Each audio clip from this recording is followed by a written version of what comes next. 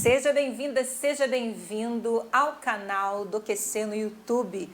Eu sou Raquel Tinoco, professora de Direito Eleitoral do Que Concursos. Estamos conversando sobre Lei 9504 de 1997, especificamente registro de candidatura. Um aviso, hoje não haverá interação ao vivo no chat, esta aula é gravada, mas olha, você pode deixar a sua dúvida nos comentários do vídeo ou ainda, se preferir, encaminhá-las para o blog Professora Raquel Tinoco ou Instagram, @prof. Raquel Tinoco. Chegou aqui, não tem material, não tem problema. Ele está no link na descrição do vídeo, Drive, pasta com o meu nome, material identificado com horário e data da live de hoje. E você já aproveita porque o material da próxima aula também já está disponível.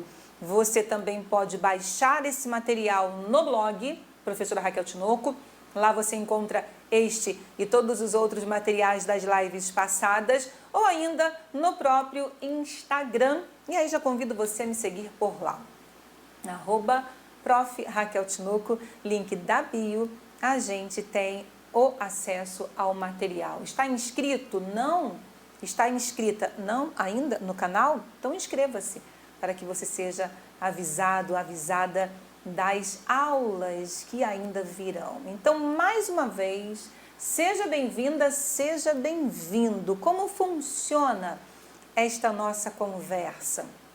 Blocos de aproximadamente 20 minutos, intervalo e ao final da aula eu volto para me despedir de você. Então vou jogar a vinheta apenas para marcar o início do bloco e eu já volto. Até!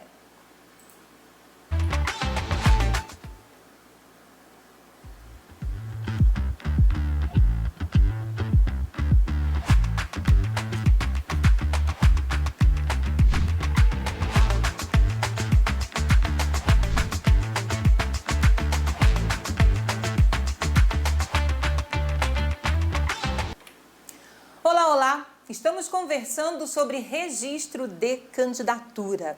E para esta conversa, nós temos utilizado a Lei das Eleições, Lei 9504 de 1997, o Código Eleitoral, nos dispositivos que dizem respeito ao tema, e ainda temos trazido a jurisprudência do STF, do TSE, e usado como suporte às conversas a resolução que regulamenta o registro de candidatura, a resolução 23.609 de 2019. Já falamos sobre os requisitos gerais para partidos e federações, já falamos sobre coligações, já falamos das pessoas candidatas ou sobre as pessoas candidatas, falamos ainda sobre variação numérica, variação nominal, número de candidatos e candidatas a serem registrados e registradas e hoje nós conversaremos sobre os requerimentos de registro de candidatura. Nós temos duas modalidades de requerimentos. Nós temos o requerimento de registro coletivo, elaborado por partidos políticos, federações ou coligações, e nós temos o requerimento de registro de candidatura individual. Requerimento de registro coletivo, requerimento de registro de candidatura individual. Nós começaremos pelo requerimento de registro de candidatura coletivo. Mas antes, vamos conhecer a competência da Justiça Eleitoral para conhecer desses requerimentos, deferi-los ou indeferi-los. Então, eu já compartilho com você o slide para que esta nossa conversa comece agora. Requerimento de registro de candidatura coletivo, conhecido como RRC. Vamos falar então da competência da Justiça Eleitoral para os requerimentos de registro de candidatura, sejam eles coletivos ou individuais, em cada uma das eleições. Então, serão registrados no Tribunal Superior Eleitoral os candidatos a presidente e vice-presidente da República, Nos tribunais regionais eleitorais, os candidatos a senador, deputado federal, governador, vice-governador e deputado estadual, como acontece em vários dispositivos do Código Eleitoral, ele não faz menção ao Distrito Federal. Governador e vice-governador do Distrito Federal, deputados federais e deputados distritais. Mas sim, essa competência para o registro é do TRE.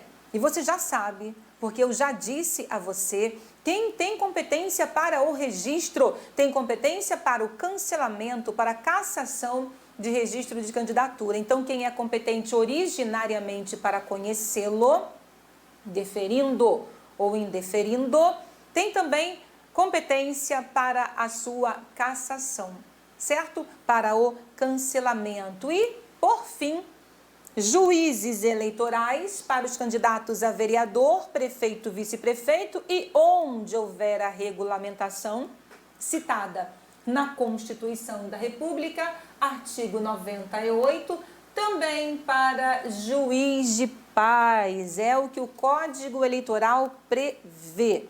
Tudo bem? São as chamadas ações de registro de candidatura. Ações de registro de candidatura. Então, essas ações de registro de candidatura serão propostas perante o TSE, perante os TREs e perante os juízes eleitorais. Os candidatos, os partidos políticos, as coligações e hoje também as federações devem requerer seus registros de candidatura perante os órgãos respectivos da Justiça Eleitoral, dependendo do mandato que estejam pleiteando e da eleição que esteja acontecendo. Outra coisa, a Justiça Eleitoral é a competente para a análise, no momento do requerimento de registro, das condições de elegibilidade e das inelegibilidades, além de verificar se houve, caso necessária, a desincompatibilização dentro do prazo legal. Uma pergunta a você.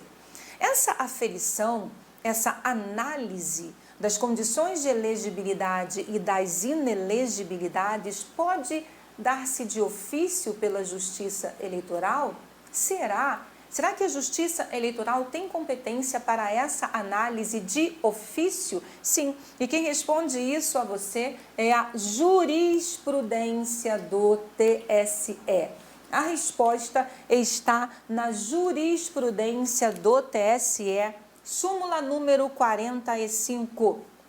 Nos processos de registro de candidatura, o juiz eleitoral, leia-se a Justiça Eleitoral, porque você acabou de ver que não apenas o juiz eleitoral, mas também TSE e TRE pode conhecer de ofício da existência de causas de inelegibilidade ou da ausência de condição de elegibilidade, desde que resguardados os princípios do contraditório e da ampla defesa, desde que resguardados os princípios do contraditório e da ampla defesa. Então, sim, a análise pode dar-se de ofício. O Código Eleitoral ainda traz regras gerais e específicas para o registro da candidatura. Artigo 88 do Código Eleitoral. Não é permitido registro de candidato, embora para cargos diferentes, por mais de uma circunscrição. Então, não é permitido registro de candidato em mais de uma circunscrição, embora para cargos diferentes, assim como não é permitido registro de candidato para mais de um cargo na mesma circunscrição.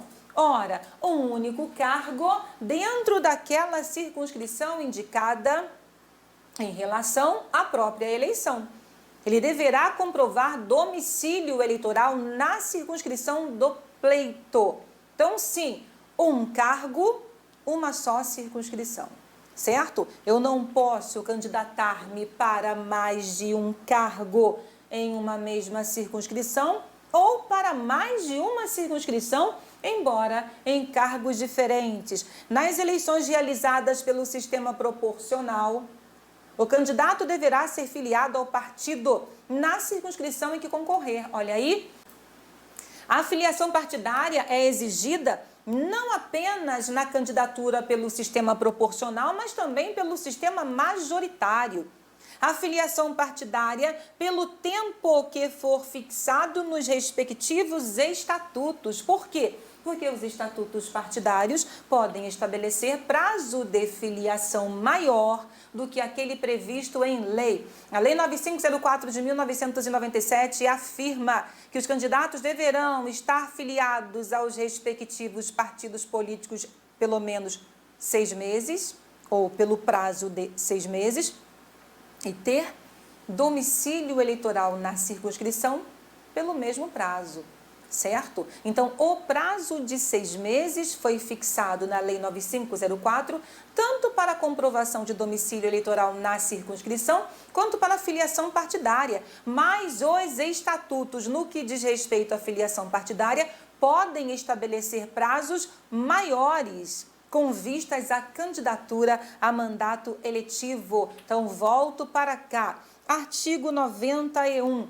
O registro de candidatos a presidente, vice-presidente, governador e vice-governador, ou prefeito e vice-prefeito, far-se-á sempre em chapa única e indivisível, ainda que resulte a indicação de aliança de partidos, ou seja, ainda que haja coligações majoritárias,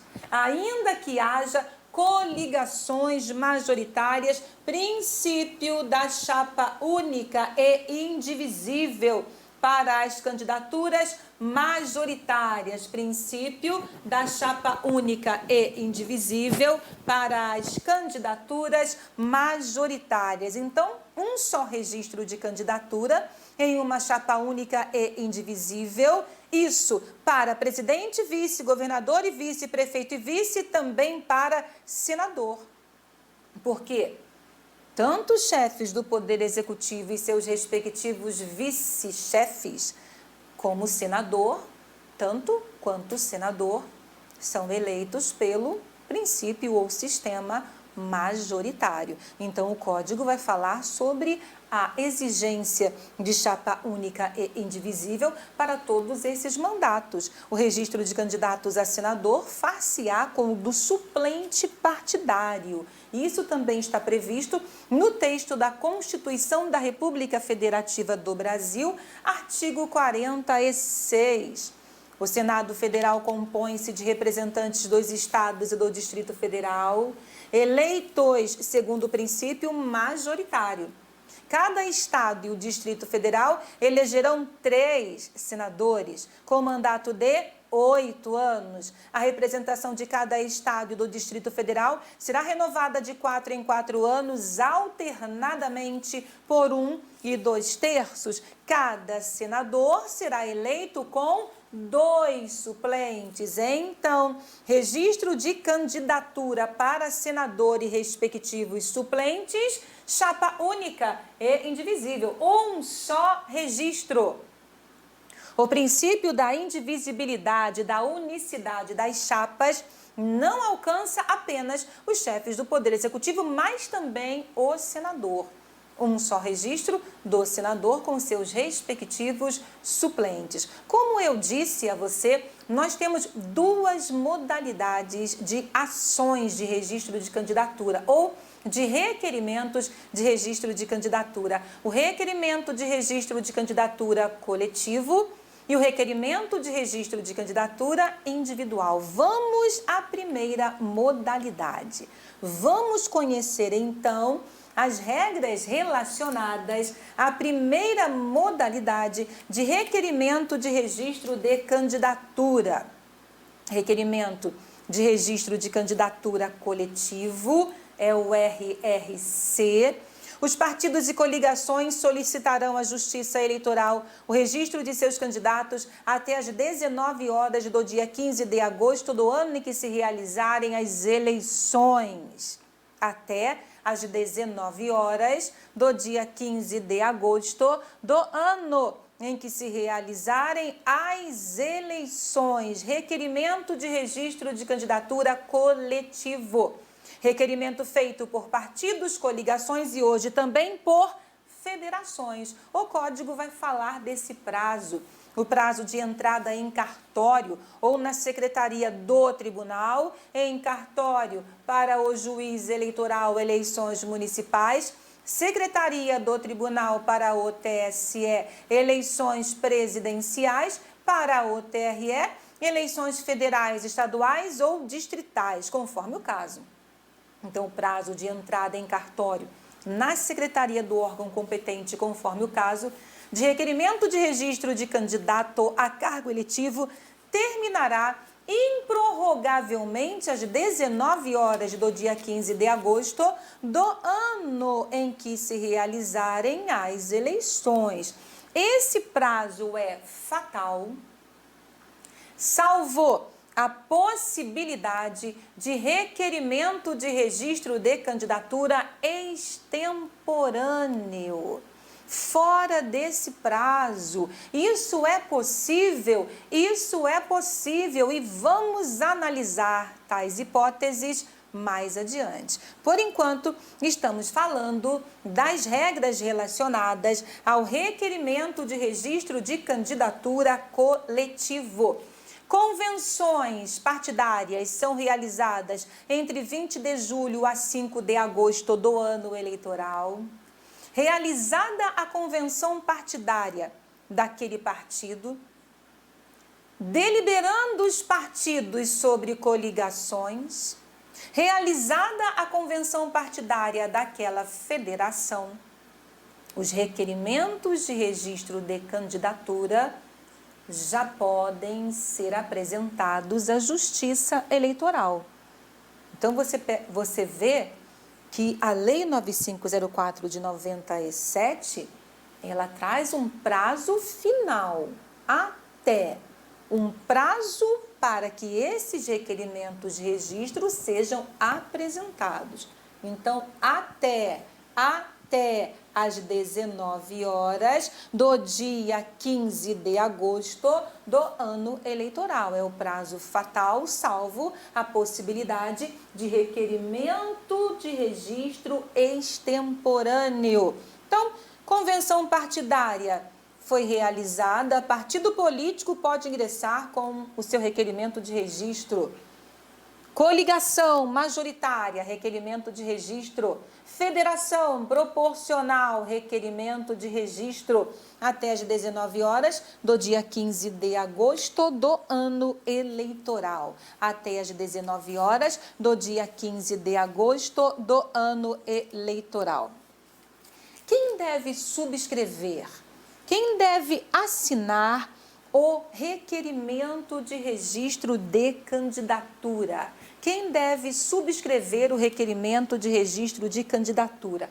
Como você sabe, nós estamos conversando e utilizando como suporte a essa nossa conversa uma resolução do TSE que regulamenta a fase de registro de candidatura e que vem regulamentando essa fase do processo eleitoral desde a eleição de 2020.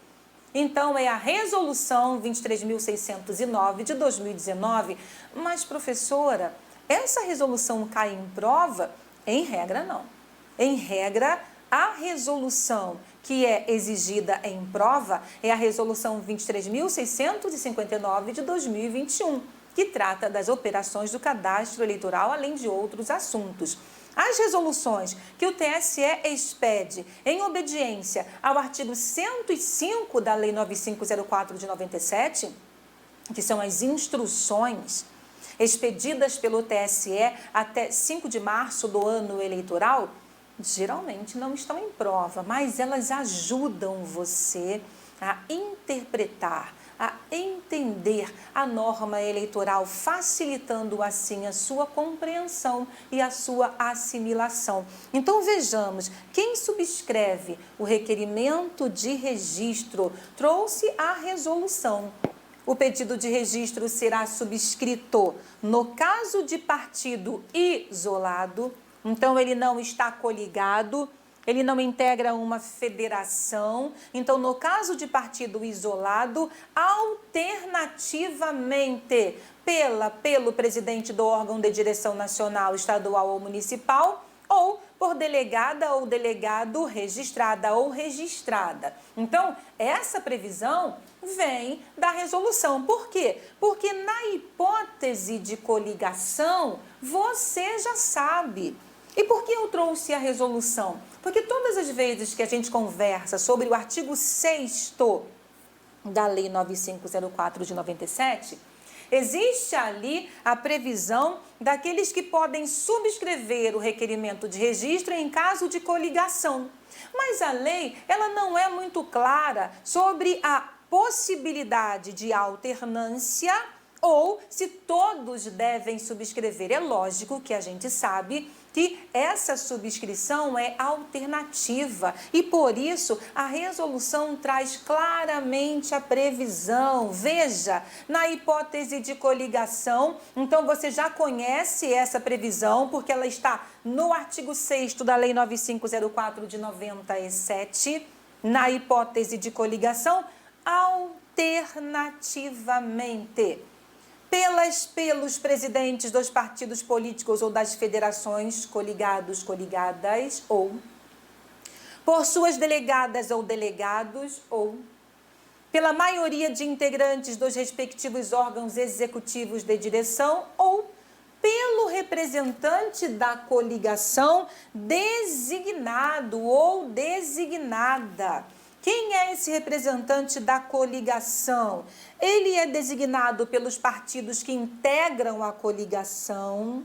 Esse representante tem atribuições equivalentes a presidente de partido político no trato dos assuntos ligados ao processo eleitoral e também representando a coligação. Então, você viu? Aqui você já tem a previsão de quem é o responsável pela assinatura, pela subscrição do registro de candidatura. Por quê? Para não deixar isso nas mãos de uma só pessoa. Para que essa assinatura não caiba exclusivamente a apenas um dos indicados aqui na resolução, que também está, ou na resolução e também na Lei 9504 de 97. Por quê? Pode haver algum problema e aquele que seria o agente, aquele que seria competente exclusivamente para a assinatura, pode ter alguma restrição àquele candidato que, embora tendo indicado em convenção, não é o candidato do seu coração. E ele pode deixar ali, pode não dar andamento. Então, para que isso não aconteça, essa alternância é prevista em lei quando se tratar de coligações. E você viu que há também uma alternância quando se tratar de partidos isolados disputando o pleito eleitoral. É admitida a subscrição desse requerimento de registro de candidatura por meio de procurador? Será que isso é admitido? Quem responde a essa pergunta é a jurisprudência do TSE. Jurisprudência do TSE. O requerimento de registro de candidatura, olha aqui, o RRC, requerimento de registro de candidatura coletivo, pode ser subscrito por procurador constituído por instrumento particular. A resolução também fala sobre isso. O formulário RRC pode ser subscrito por procuradora ou procurador constituído por instrumento particular com poder específico para o ato. Jurisprudência do TSE que está inserida no texto da Resolução 23.609 de 2019. Então, admite-se sim a subscrição por procurador, por procuradora. Tudo bem? Além do preenchimento de condições de elegibilidade, além da ausência de inelegibilidades, além da desincompatibilização necessária, se for o caso, aquele partido, aquele candidato, aquela federação, precisam preencher, precisam atender o que a doutrina chama de requisitos de registrabilidade. Onde estão previstos esses requisitos de registrabilidade? No artigo 11, parágrafo 1º da Lei 9504 de 1997, a Lei das Eleições. Tópico que veremos no próximo bloco. Até!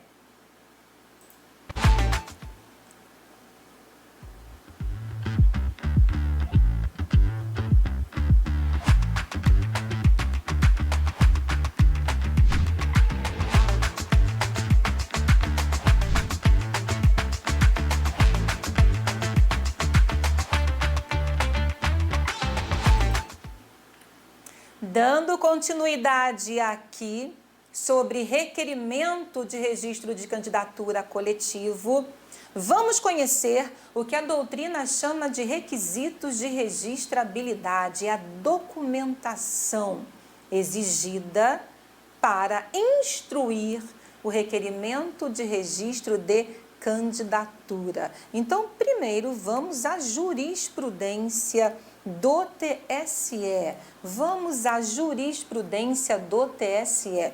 O candidato deve apresentar em seu registro de candidatura todas as informações e documentos exigidos em lei e resoluções do TSE, mas o seu silêncio quanto a outras informações, veja, atenção, vou ler mais uma vez.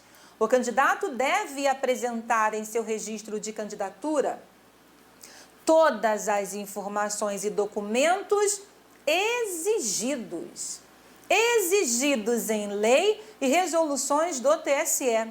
Mas o seu silêncio quanto a outras informações que possam operar em seu desfavor não importa na prática de fraude no registro de candidatura. É mais ou menos o que a gente conhece como não produzir prova contra si.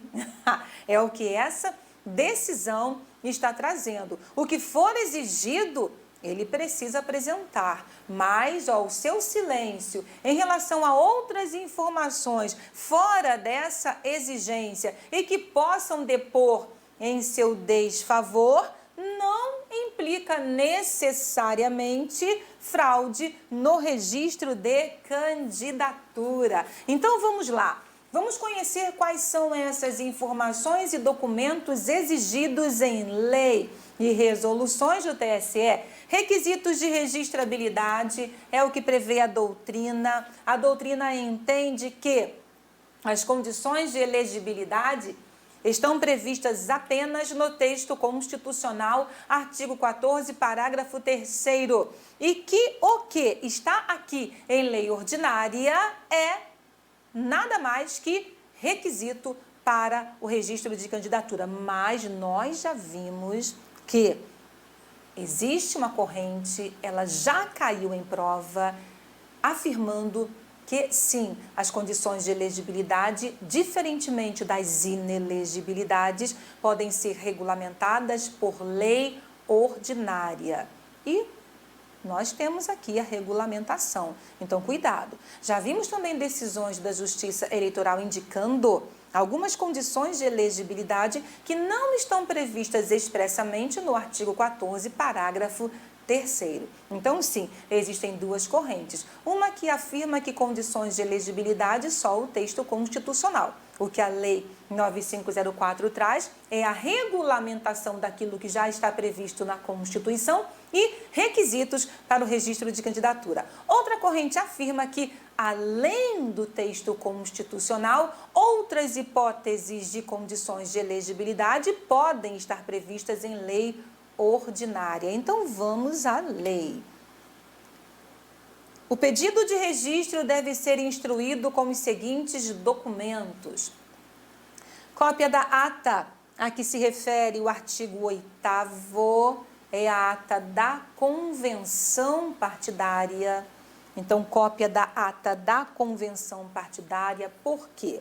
Outra coisa, hoje, esses requerimentos de registro de candidatura, eles são encaminhados através de um sistema eletrônico, certo? Encaminhados através de um sistema eletrônico. Então, você tem o Candex, que é um módulo externo para o registro de candidatura.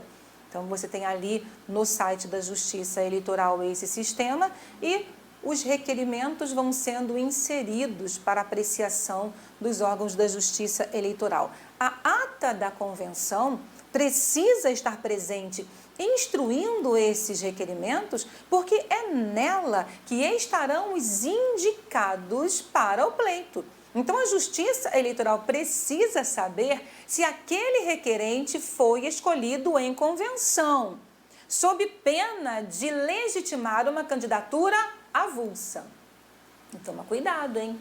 A Lei 9504 afirma que não se admite candidatura avulsa mesmo que aquele requerente esteja filiado a partido político, porque nesse caso a escolha em convenção é uma condição necessária para afastar a candidatura nata. Já conversamos sobre isso, apenas uma revisão. Então, a cópia da ata precisa instruir o requerimento, autorização do candidato por escrito, prova de filiação partidária. Prova de filiação partidária, também já conversamos sobre as regras legais, jurisprudência relacionada ao tema. E aí, nós temos dentro desse parágrafo 1º alguns itens que exigem maior atenção, como, por exemplo, a declaração de bens. Artigo 11, parágrafo 1º, declaração de bens assinada pelo candidato. Olha que interessante. Assim como o requerimento de registro coletivo, a declaração de bens também pode ser subscrita por procurador. Quem fala isso? Resolução com base na jurisprudência do TSE. A relação de bens da candidata ou do candidato de que trata o inciso 1º do caput, ou seja, da resolução, na verdade, é o inciso 4º do parágrafo 1º da Lei 9504 de 97, pode ser subscrita por procuradora ou procurador, constituída por instrumento particular, com poder específico para o ato. Temos mais um documento exigido, mais um requisito exigido: comprovação do domicílio eleitoral.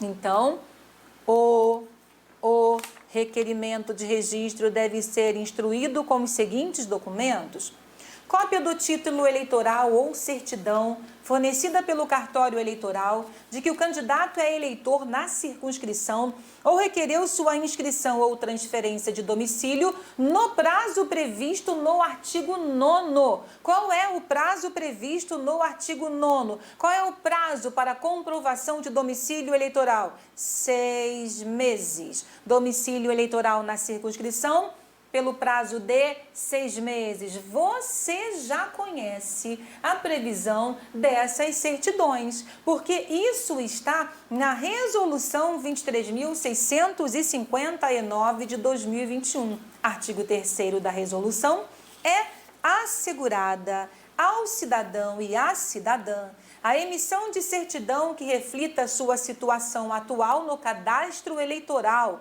com a necessária especificidade ao exercício de direitos, devendo ser disponibilizada de forma automática no sistema a geração de certidões relativas à inscrição e domicílios eleitorais. Então tá aqui, ó, cópia do título ou certidão fornecida pelo cartório eleitoral de que ele é eleitor. E não basta saber que ele é eleitor, de que ele é eleitor naquela circunscrição, certo? Para fins de candidatura, quitação eleitoral. Então, o requerimento de registro de candidatura deverá ser instruído com os seguintes documentos: quitação eleitoral, certidão de quitação eleitoral.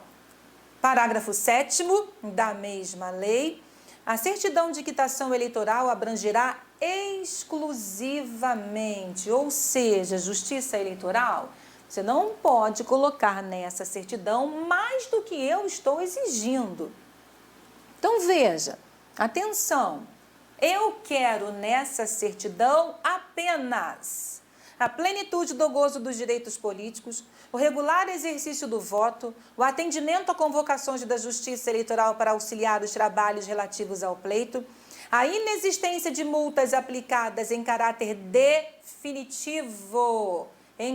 definitivo pela Justiça Eleitoral, multas eleitorais e não remitidas, ou seja, não perdoadas, não pagas, que estejam pendentes de pagamento, e a apresentação de contas de campanha eleitoral. A Resolução 23.659 de 2021 também vai falar sobre a expedição dessa certidão.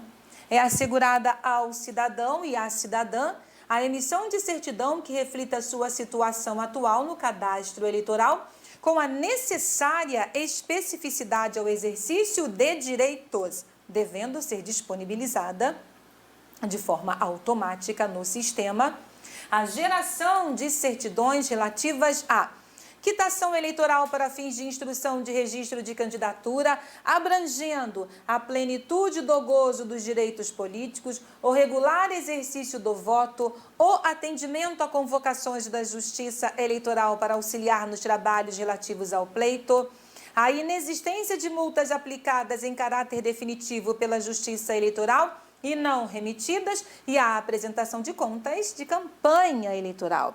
A apresentação de contas de campanha eleitoral, certo? Então, veja, a resolução nada mais fez do que copiar o dispositivo da Lei 9504 de 97. Mas por que será que, quanto à quitação eleitoral, eu tenho há tantos detalhes relacionados a essa quitação eleitoral? Por isso, antes de seguirmos no rol de documentos, no rol de requisitos, nós vamos esgotar o assunto quitação eleitoral. Por que será? Porque para a jurisprudência do TSE, a quitação eleitoral também é condição de elegibilidade. A quitação eleitoral também é condição de elegibilidade. E essa quitação eleitoral abrange tanto as multas decorrentes das condenações por ilícitos eleitorais, quanto as penalidades pecuniárias por ausência às urnas. E a gente já viu isso aqui, ó. Veja bem, a certidão de quitação vai abranger o quê? Plenitude dos direitos políticos, regular exercício do voto. Tá bom? Então, se ele não votou, justificou? Tranquilo. Não justificou? Tem multa. Pagou a multa? Tranquilo. Não pagou? Opa, tem multa pendente. Atendimento a convocações da Justiça Eleitoral, certo? Ó, inexistência de multas aplicadas em caráter definitivo, não pagas ou não perdoadas, está aqui. Então, exatamente isso. Aquelas aplicadas pelas condenações por ilícitos eleitorais e as penalidades pecuniárias por ausência às urnas. Vamos às súmulas que dizem respeito à matéria. Súmula 42. A decisão que julga não prestadas as contas de campanha, impede o candidato de obter a certidão de quitação eleitoral durante o curso do mandato ao qual concorreu. Ele não consegue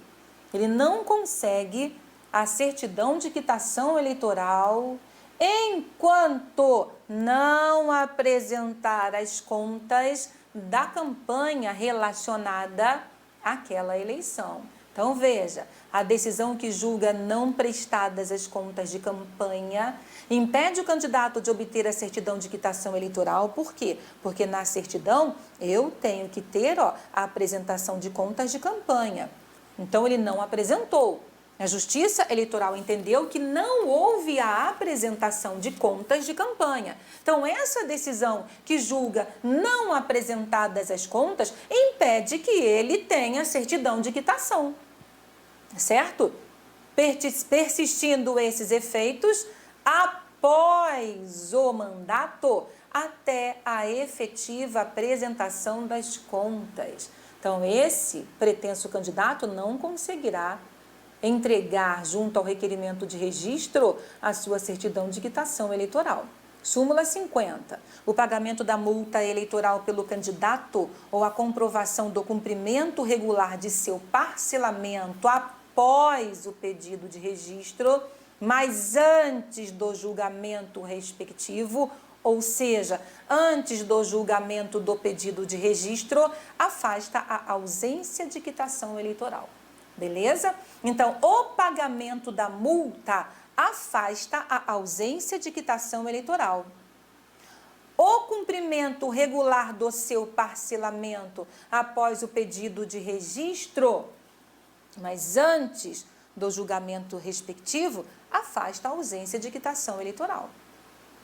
Então, pagou a multa, comprovou o cumprimento regular do parcelamento, ainda que isso aconteça após o registro de candidatura, desde que ele não permita que o registro seja julgado, nesse caso, não tem problema, afasta a ausência de quitação. Súmula 56. A multa eleitoral constitui dívida ativa de natureza não tributária. Ela não tem caráter tributário, submetendo-se ao prazo prescricional de 10 anos, de acordo com a lei civil. Súmula 57, a apresentação das contas de campanha é suficiente para a obtenção da quitação eleitoral nos termos da lei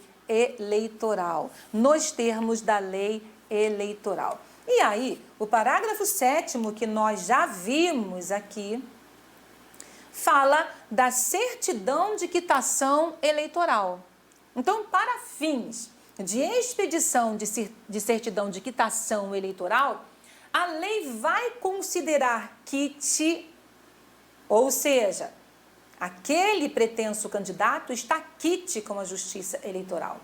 Quem é considerado quite com a Justiça Eleitoral? Quem não deve à Justiça Eleitoral, quem não tem pendência para o requerimento de registro de candidatura. Lei 9504 de 97, artigo 11, parágrafo 8º.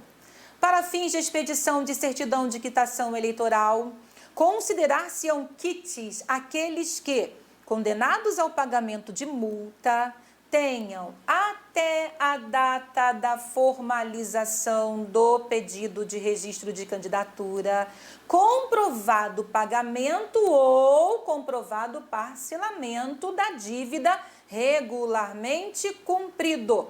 Esse está quite, entendeu? Esse está quite. Cuidado, a gente viu aqui na súmula, ó, aqui, ó, a gente viu aqui na súmula que o TSE entende. Então, esse que já pagou, ó, esse que já pagou até o requerimento do registro, tranquilo, ele está quite. Esse que já comprovou o parcelamento devidamente cumprido, está quite. Agora, o TSE entende que aquele que paga, aquele que comprova após o requerimento de registro, mas antes do julgamento desse requerimento, conseguiu afastar essa pendência. Entendeu? Ó, afasta a ausência. Então, é a jurisprudência interpretando a lei.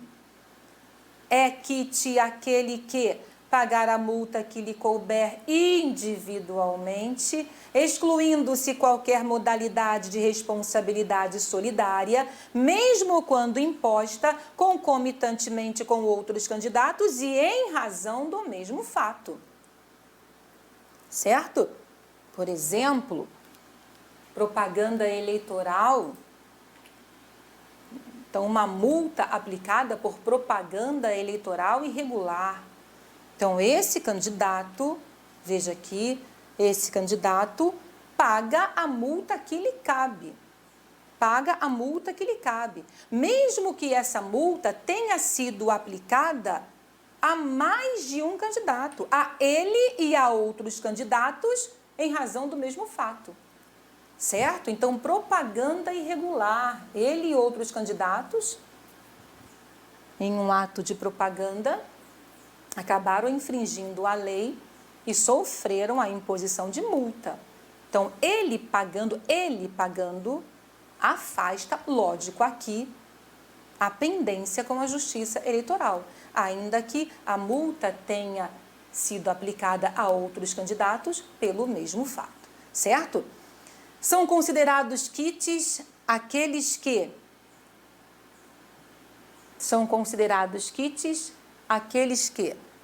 parcelamento das multas eleitorais é direito dos cidadãos e das pessoas jurídicas, então pessoa física e pessoa jurídica.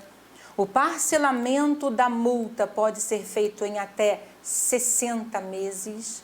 O parcelamento da multa pode ser feito em até 60 meses, certo? O parcelamento da multa pode ser feito em até 60 meses. Isso é a regra. Então, você já pode decorar a regra da seguinte forma. Ó, você já pode decorar a regra da seguinte forma. Vamos lá. O parcelamento das multas eleitorais é direito da pessoa física, é direito da pessoa jurídica, é direito da pessoa física, é direito da pessoa jurídica, certo? E é direito também dos partidos políticos, ó. Direito da pessoa física, direito da pessoa jurídica e direito também dos partidos políticos. Então, já vai decorando, certo?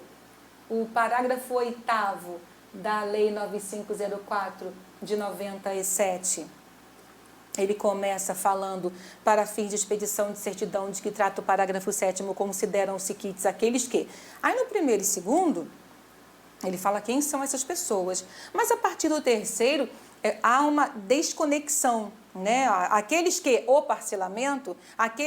parcelamento, então, na realidade, estará quite, lógico, o cidadão, pessoa física, pessoa jurídica e também partidos políticos que parcelarem e conseguirem cumprir efetivamente, de forma regular, o parcelamento. Então, como esse parcelamento pode ser feito? Regra. O parcelamento pode ser feito em até 60 meses, para pessoas físicas, pessoas jurídicas e para partidos políticos.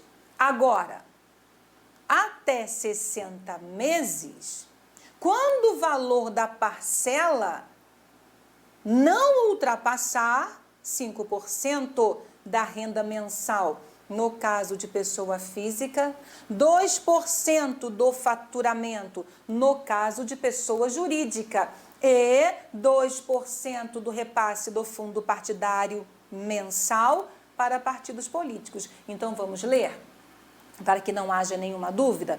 Então, até 60 meses, salvo quando o valor da parcela ultrapassar. Então, em até 60 meses...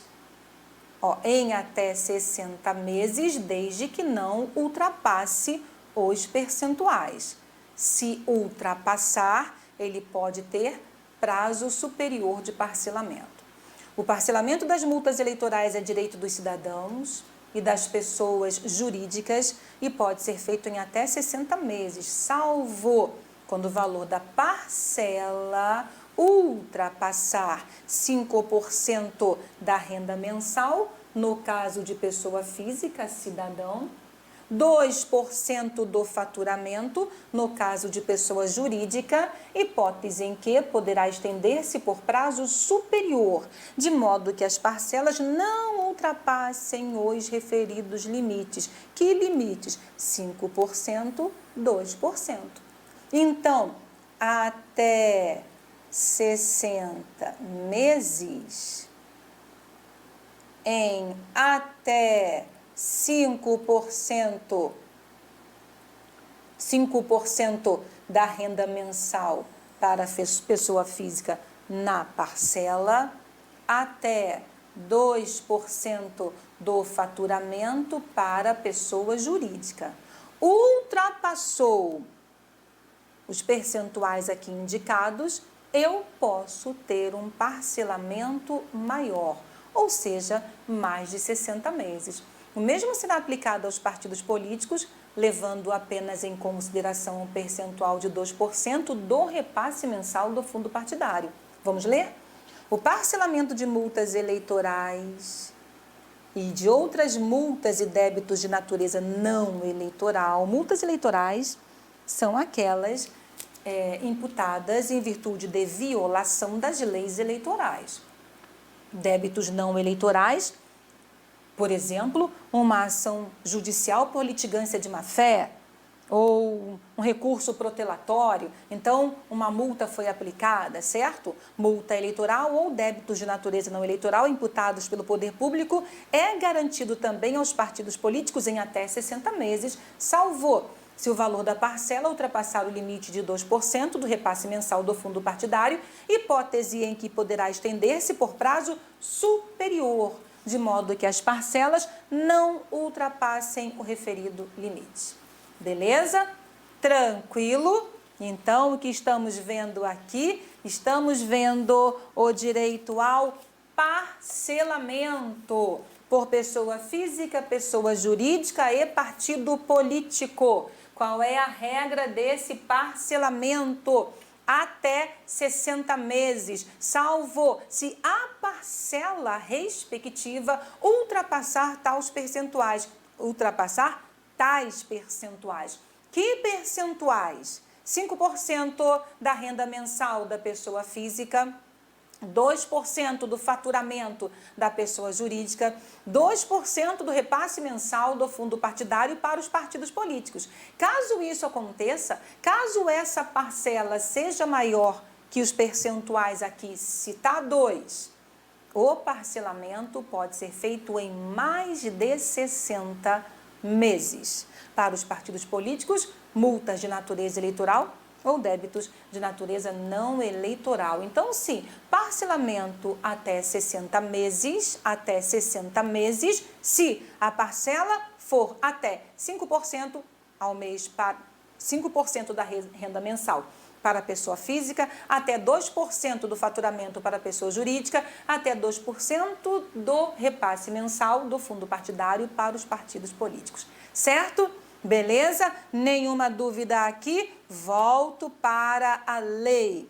A Justiça Eleitoral enviará aos partidos políticos, na respectiva circunscrição, até o dia 5 de junho do ano eleitoral, do ano da eleição, a relação de todos os devedores de multa eleitoral, relação que embasará a expedição das certidões de quitação eleitoral. Todos esses requisitos de registrabilidade exigem prova documental? Todos esses requisitos de registrabilidade exigirão prova documental? Antes, porém, de responder a pergunta que eu fiz a você, vamos à análise dos demais requisitos, certo? Dos demais documentos. Então, nós já vimos aqui alguns documentos como cópia da ata da convenção, nós vimos aqui a comprovação de domicílio eleitoral naquela circunscrição, artigo 11, parágrafo 1º. Nós vimos a autorização do candidato por escrito, prova de filiação partidária, declaração de bens assinada pelo candidato, comprovação de domicílio eleitoral, quitação eleitoral, sobre o que estamos falando, e também temos certidões criminais exigidas, certidões criminais e demais requisitos. Artigo 11, parágrafo 1º da Lei 9504 de 97, o requerimento de registro de candidatura deverá ser instruído com certidões criminais fornecidas pelos órgãos de distribuição da Justiça Eleitoral Federal e Estadual. Fotografia do candidato nas dimensões estabelecidas em instrução da Justiça Eleitoral. Fotografia nas dimensões de instrução da Justiça Eleitoral para a urna eletrônica.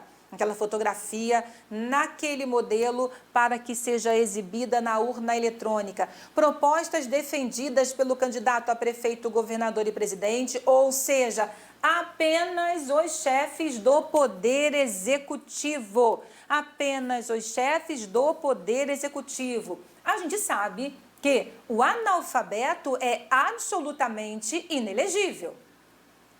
Nós já falamos, inclusive, quem é considerado analfabeto para a Justiça Eleitoral?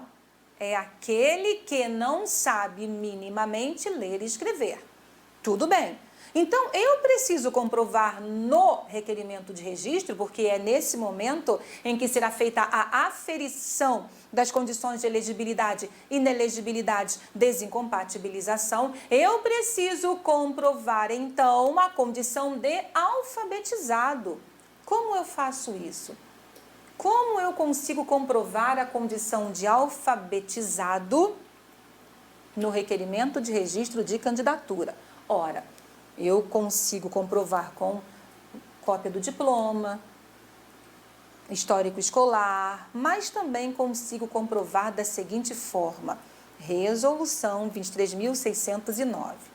A prova de alfabetização pode ser suprida por declaração de próprio punho, preenchida pelo interessada, em ambiente individual e reservado, na presença de servidor ou servidor de qualquer cartório eleitoral do território da circunscrição em que a candidata ou o candidato disputa o cargo, ainda que se trate de eleições gerais. Nós já conhecemos essa jurisprudência, porque ela foi analisada quando conversamos sobre inelegibilidade. Tudo bem? Certo? E agora sim a resposta. A pergunta que eu fiz: será que o candidato, partido, coligação precisam apresentar prova documental de todos os requisitos aqui presentes? Será que algumas dessas informações já não estão no cadastro da Justiça Eleitoral? Então, nós temos a previsão e a resposta a essa pergunta vem da própria lei e da resolução. Fica dispensada a apresentação pelo partido, coligação ou candidato de documentos produzidos a partir de informações detidas pela Justiça Eleitoral, entre eles os indicados nos incisos 3, 5 e 7º do parágrafo 1º deste artigo, incisos 3º, 5º e 6º. Incisos 3º, 5º e 6º, mas a resolução também inclui o 7º. Os requisitos legais referentes à filiação partidária, domicílio eleitoral, quitação eleitoral e a inexistência de crimes eleitorais são aferidos com base nas informações constantes dos bancos de dados da Justiça Eleitoral, sendo dispensada a apresentação de documentos comprobatórios pelos requerentes. Veja, a lei só fala filiação partidária, domicílio eleitoral, quitação eleitoral, que são os incisos 3º, 5º e 7º. Nós temos essa previsão para que eles não sejam obrigados a apresentar prova documental referente à filiação partidária, ao domicílio eleitoral e à quitação eleitoral, se esses dados já constam do banco de dados da Justiça Eleitoral. Se a Justiça Eleitoral já tem essa informação, ela já tem essa informação em seu banco de dados ou ela consegue essa informação pelo cruzamento de informações entre bancos de dados, não há que trazer essa exigência ao requerimento de registro de candidatura. Então, conversamos hoje sobre requerimento de registro de candidatura coletivo, competência para a análise das ações de registro, Justiça Eleitoral, órgãos competentes dependendo da eleição respectiva e, na próxima aula, conversaremos sobre o requerimento de registro de candidatura individual. Até nosso próximo encontro.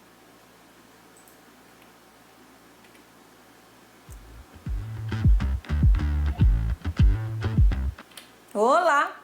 Vim aqui me despedir de você que ficou até agora, junto comigo, conversando sobre Lei 9504 de 1997, requerimento de registro de candidatura. Muito obrigada pela sua presença. Nossa série de conversas ainda não terminou.